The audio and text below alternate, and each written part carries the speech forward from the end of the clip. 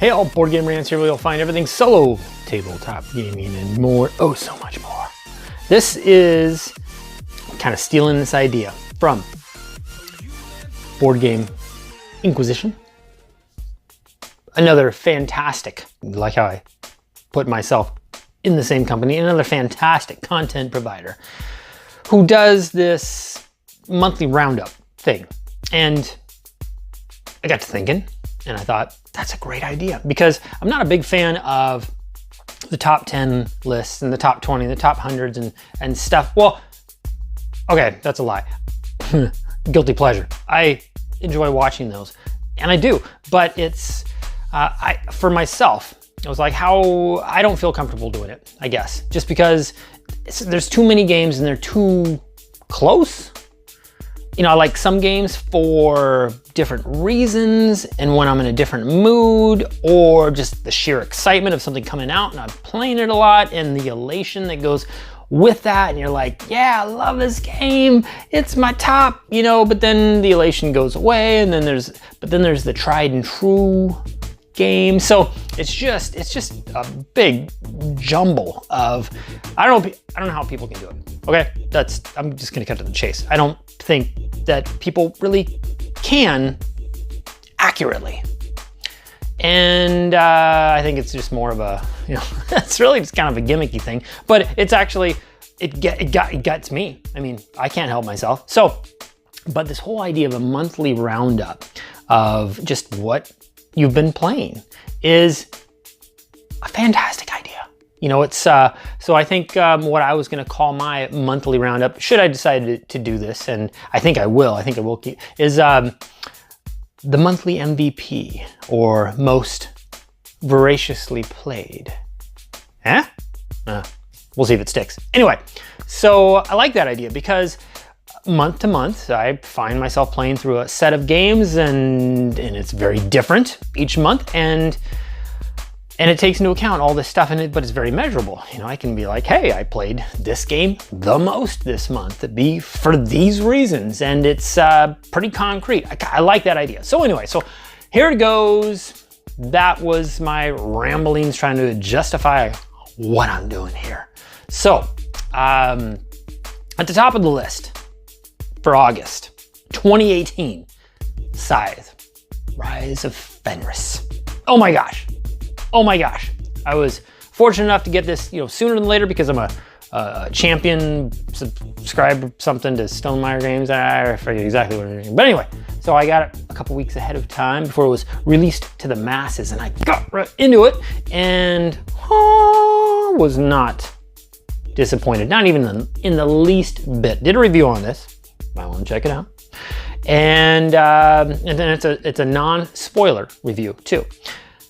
For the campaign, which is 8 games, and it was, you know, one of the most enjoyable solo experiences I've ever had, quite frankly. It's I will remember it for all time. I'm a big fan of Scythe, a big fan of the solo, the automa of the deck, you know, and how that whole, it was really a system that was developed, if I remember correctly, through Viticulture, which was the first of its kind, having sort of a deck representing an AI player, and instead of a beat your own high score, etc., which was kind of what first came out when solo games became a thing. And the Scythe variant took it to a whole new level, and it was very enjoyable. But there was a lot of people that complained about it because it could get a little confusing, the movement and stuff. And I don't know. Once you get the hang of it, and even if you're doing it accurately or not, you can get the hang of it. It just takes a little while. So not even a little while. Anyway, so when this came out and it was all solo compatible, I was chomping at the bit, and it did not disappoint. I played this game, well, of course, 8 games. And just this, I just slammed through them probably in a week, and then maybe less, and then started playing some of it. There's a lot of modules, and I did a review on one of the co-op modules, and I have behind me here this beautiful beast of a game. It's still there. Now I'm fortunate enough to have multi-tables throughout the house that can just have games just set up on, set them up forever. Just leave them there. And so you know, in another room, I've got another whole huge table just laid out, and I usually have 2 games going there. But so I got Scythe here. It's been here for weeks, and right now I'm playing through. Oh, let's see. Oh no spoilers here, just so you know. I mean, you're gonna see something that maybe, you know, you wouldn't see otherwise, but it's pretty darn generic. Oh, what is it? What is it? What does it mean? Wouldn't you like to know? Maybe I'll tell you later. I'll probably do a review on this. It's just another variant to play Scythe solo. And it happens to be kind of, it's just, I don't know, I might play this way all the time with Scythe. No, I'm not sure. Anyway, it's awesome. And so Scythe, that's by far the number one. That was up, all the way up at the top. I played 15 to 20 games with all the variants and stuff through the campaign and all that. So on to the next one, Too Many Bones. Too Many Bones is one of those. I mean, if I was to do a list, Too Many Bones would be in there. I am so anticipating the expansion material coming out, Undertow, Age of Tyranny. I think I ordered Gasket, one of the new characters. 40 Days in Daylore. There's just all this stuff that is not here yet, and it's killing me. And I'm seeing people playing it, putting out videos, and I'm so I've been warming up. I've played lots of Too Many Bones. I have everything you can have up until this whole Kickstarter. And I'm just waiting. I'm waiting to get that email saying it's on its way. I'm checking daily. I'm probably checking 2 or 3 times daily. It's a little childish. Who cares? And so that is coming. But I've been watching videos. When Undertow comes, I'm gonna be able to slam right into. I know how to play it. I know how to play it. I've read through the manual. I've watched videos. There's a particular. I don't remember who it is, but that does really, really good playthroughs, tutorials, ultimately, of Too Many Bones. And it's fantastic, to say the least. I mean, it's very well done and very easy to follow. And I wish I could remember. I'll probably put it in the links or something. Anyway, this person is great to watch and really understand what's going on, how to play it. So when I get these games, I'm just gonna be able to open up and just start. And it's gonna take over like the month. If it comes like in September, that's going to be one I'm going to be talking about the most on that roundup. So that's Too Many Bones. I'm just playing it, just warming up, I just love the game. I just love the game. Renegade, that's another one I did a review for, and it is, see, and this is where it gets difficult, because I love Renegade for totally different reasons than Scythe, than Too Many Bones. But right now, it's just a small boxed, beautiful solo game. And I've probably played 10, 15 times now, and throughout the month. And I've only played that solo. And I've played Too Many Bones with other people. I played Scythe with other people. A lot of games, but Renegade, I'm just stuck with solo, probably always solo. And it's just fantastic. It's just, check out my review on that. It's a solo. It just hits all the right spots. And the rule book, that's the hardest thing, was getting through that rule book. It's kind of like written like, I don't know, like programming languages in a fashion. It was tough for me. I don't know what to say. It was tough, but I got through it. I read it many times and finally really got the gist of the game. And it was a well done rule book, because really you can find everything. You hardly need a fact for that game. It's just, man, it's good. It's good. So Renegade, it was Box of Delights, Ricky Royal, Richard Wilkins, I want to say is his name. Anyway, first game, and he's like well known in the solo tabletop gaming community. And this is his first game, and kudos. I love it. I love it, and I will just throw money at it. If you come out with more goodies for it, I'm gonna get them.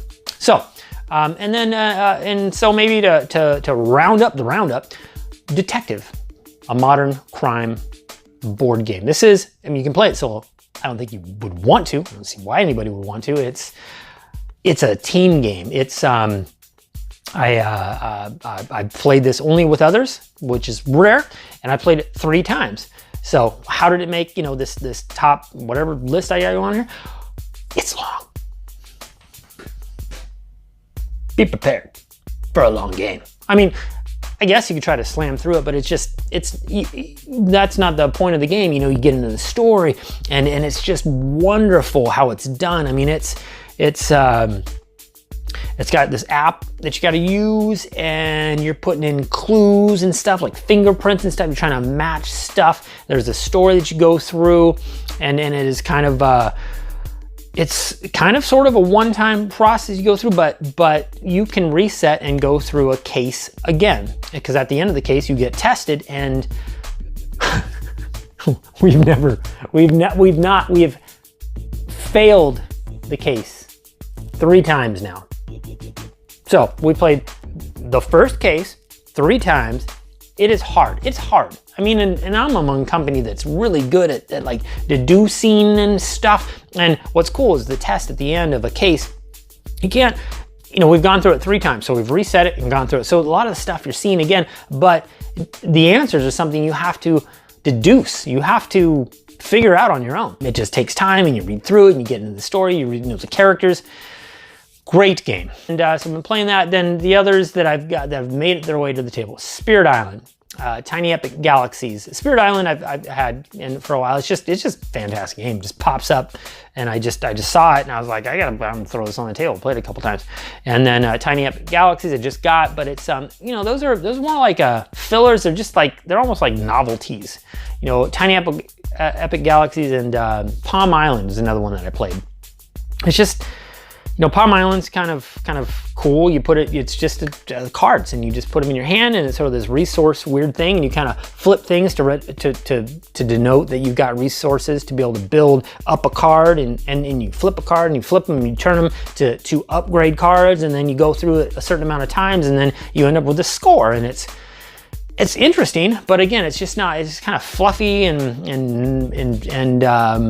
you play it a time or two, at least for me, you know, it just doesn't have enough substance. And Tiny Epic Galaxies though has quite a bit more substance, but it still fits that, you know, it's just, I played it a few times. I played it once with one other person, and I liked it. And there's an expansion for Tiny Epic Galaxies. I might have to pick it up to just sort of keep going with that interest. I don't know. It just didn't, it's good. But it's just, again, I find it too easy to just, like, you know, you're done, you're like, that was, you know, Raiders of the North Sea, the solo variant. I've played through that a number of times. I did a little review on that, played a couple times with someone else, and great game. But as I mentioned in the solo variant was just, it was too spendy. I don't know. It was just, you know, that's the only way to cut that, I guess. Interesting, because Renegade, which though was put out by a small publisher, and it's the first time for this guy that I really admire, I bought a couple little expansion packs, and it was very, you know, expensive relative, but I didn't feel bad about it. It was like I'm supporting the cause, you know. And a big time publisher like Renegade or whatever, it's just very well produced and stuff. And then they put out this solo pack that was just tiny, and it was so overpriced, and it just kind of killed it for me. I didn't go out and get any expansions because it just felt done, you know. So anyway, it's Raiders of the North Sea. Played Darkest Nights. I went back to. It was actually the pivotal. I was going to play Detective or Darkest Nights with a group, and they were like, yeah, let's go with Detective, and then we played. But Darkest Night is it's co-op, but I played it solo a couple times because I read through. I was trying to refresh, trying to be ready for the night. And then I was like, I'm gonna play it. You know, the next day or two, I played it a couple times, and it's picking up speed. And this, you know, I did a review on this, but even there, you know, my opinion might have changed a smidge just because you know, it's starting to flow, and the fact that you can run 4 characters solo versus say a game like Spirit Island. You try Spirit Island with 2 spirits, it's way harder to run that than 4 with Darkest Night. It's or Dungeon Alliance. Dungeon Alliance, you do the same sort of thing. You play solo, you run 4 characters, but it is more involved than Darkest Night. Very just streamlined solo co-op game. My biggest complaint there, I guess, is just price. It was just overpriced. I thought, you know, I don't know, it's like $100, 100 US bucks. I got it for half off though, so it was worth it there, I think. But you know, you look at a game like that compared to say Scythe, vanilla Scythe, $80 versus Darkest Nights, $100. It's 20 bucks more, and it's just cards, a lot of cards. Anyway, so The Mind, played The Mind, kind of playing that weekly. That's got a little group. We do this little dinner thing, and The Mind is fantastic. We've only won it once with the 4 of us, once, that's it. Great game. Black Sonata, I print and played that. Built it, played it. Fun, cool little deduction game. We won it our first time, played it with my wife. It's a solo game, but you can play it with others, and yeah, you just, as long as one person knows how to run the game. So that's what I did. I was like, hey babe, this is how you play this, and I'm gonna run it. Just, you know, help me make some decisions, and you can just jump right in. And it worked. It was great. She's really good at it. So, you know, we won, and I've seen other people playing through it, and they're not winning, and we crushed it. So anyway, it's my wife's fault. She's good at that sort of thing. So anyway, I think that's about it. If you have any questions or comments, or you know, any ideas too about what I'm playing, or any questions like, you know, how could you say that about that game, or anything at all, feel free to leave comments. I'm going to try to leave some links and stuff down below if I can remember. Thank you. I really appreciate your time. Until next time, I'm Boardgamers, and I'm out.